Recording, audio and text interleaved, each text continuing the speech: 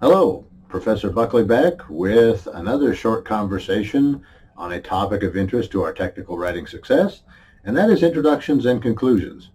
There's one thing I do at the beginning of every video. I introduce myself to you. Why? One, so you know who I am.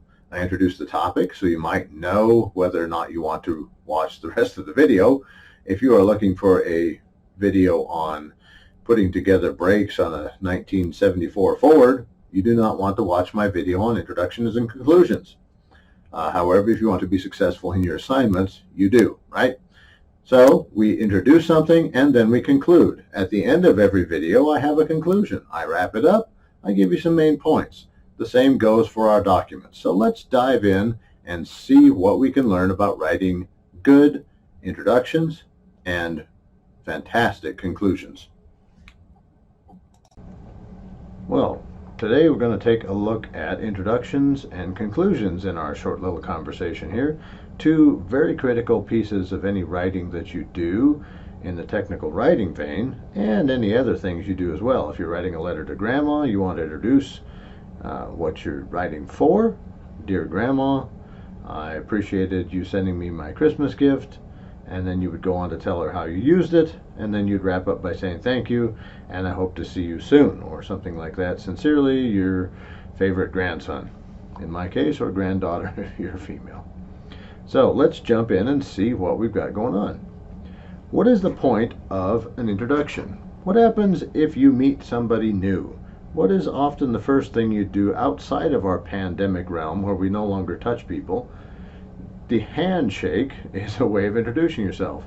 Good morning, I'm Luke Buckley. I work in Butte, Montana at a 4-year university there. I've done so for over 26 years now. What's your name and what do you do? Where are you from?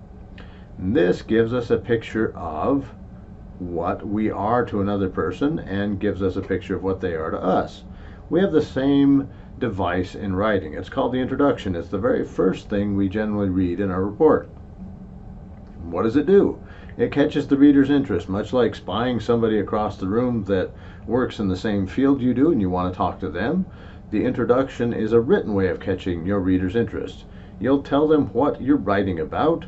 You will tell them your ideas that you are writing about as well, your stance on them, often called the thesis. And that is not the first thing you put in your introduction. It is generally the wrap-up to your introduction. You will give your reader a map. I talk about a map a lot in these videos and in the course that you're taking from me. You don't want your reader to get lost anytime they're reading what you write.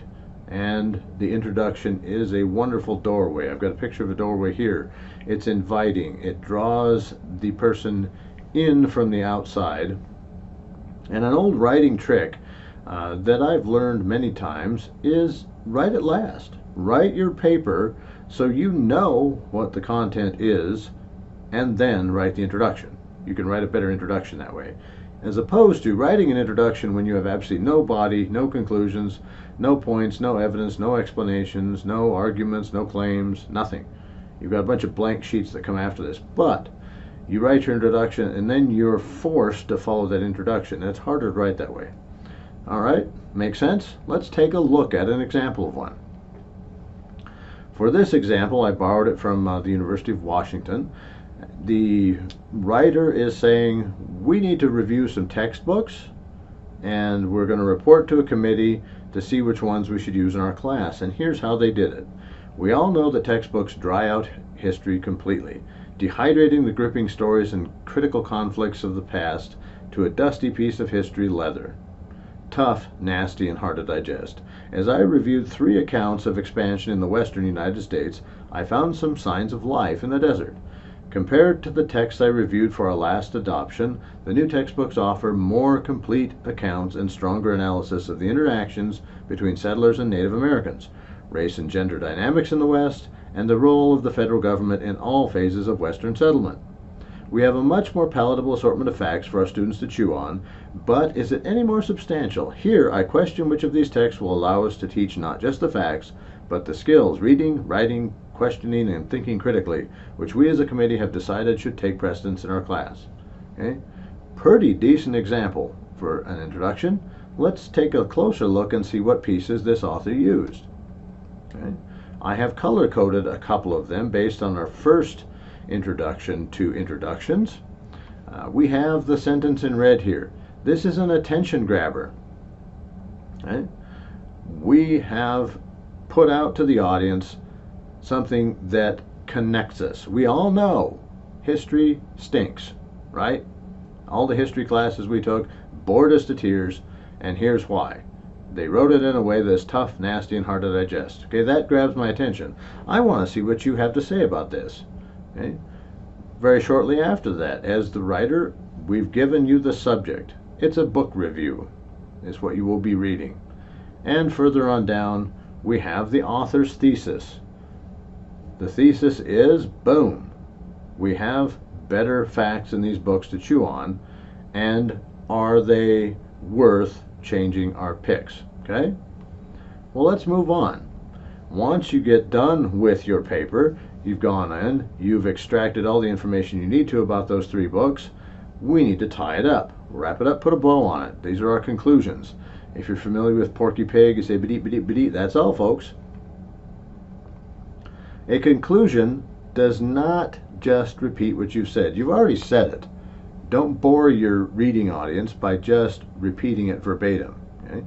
You need to get to the end and wrap it all up. When you get to the end of a movie, the climax, everything, the bad guy comes in, saves the people.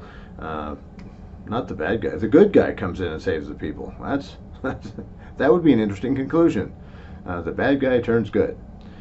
So, we need to create a sense of development, a complex understanding of what you wrote. You do tie everything together.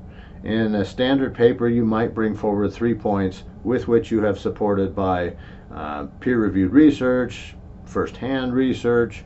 You might have some surveys. You might have done some ethnographic research. You want to pull all that together for your audience. And you don't have to be afraid to say new points. Just don't make any new claims which need evidence. We're done with that. That should have been done in the body. And it's okay to use vivid, concrete, strong language. Okay? End with a bang, much like your public speaking. Well, let's look at a couple examples. One way to end your report, your writing, your document, is with a question. Put it back on the reader. Which of these texts is best?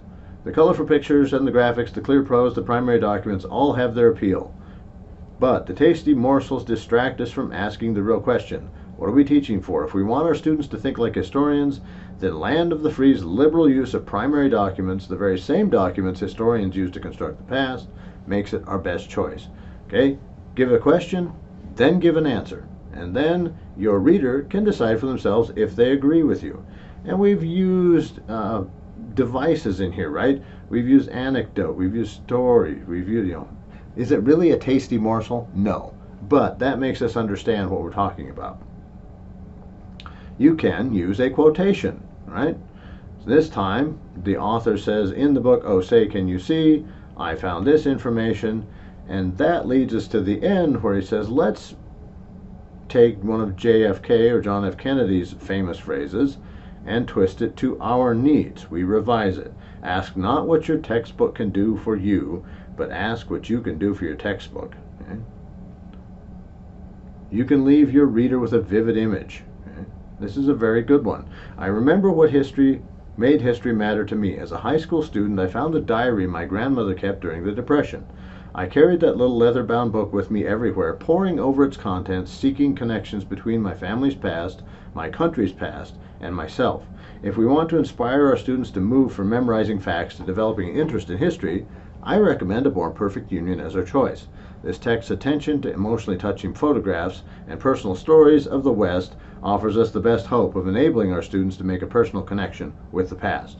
Okay? We've brought in my grandma. We've brought in this diary. I can picture it, a little leather-bound book.